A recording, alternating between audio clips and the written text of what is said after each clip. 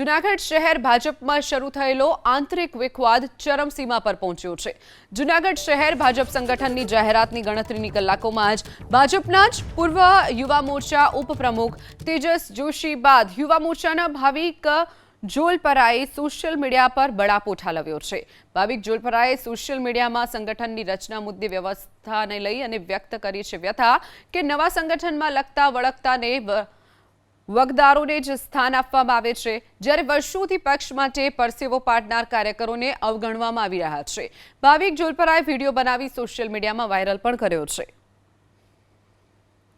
અમને કાંઈ પણ તકલીફ હોય તો અમે કેને કહેવા જઈએ? નાનામાં નાનું કાર્યકર્તા કેને કહેવા જાય? આટલું તો વિચારજો।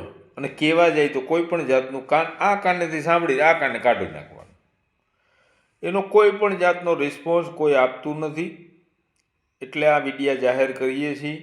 હવે આમાં ભારતીય જનતા પાર્ટીના ઉચ્ચ અધિકારીઓ જેમ અમને કહેવામાં આવે છે કે ઉપરથી વાત હતી એટલે ઉપરથી અમને આ બધા ઓર્ડર આપ્યા એ અમે કર્યું છે, તો હવે અમે પણ ઉપરવાળાને જ કહીએ છીએ કે આપણે જેને પણ ઓર્ડર આપ્યા હતા તો આમાં કાંઈક સમજૂતી કરજો।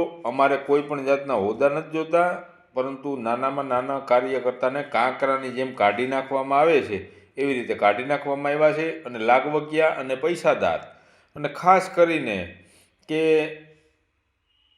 નાનામાં નાનો કાર્યકર્તા હોય ને, હરેક કામ કરતો હોય, એમને ખબર હોય, એને એકવાર તો પૂછજો તમે ટાર્ગેટ આપો છો ને ત્યારે કે તમારે 30 ગાડી લઈ આવી, 15 બ્લડ ડોનેશનમાં લઈ આવવા, કેવી રીતે ભેગા કરતા હોય છે ને બધાને ફેંકી દીધા છે।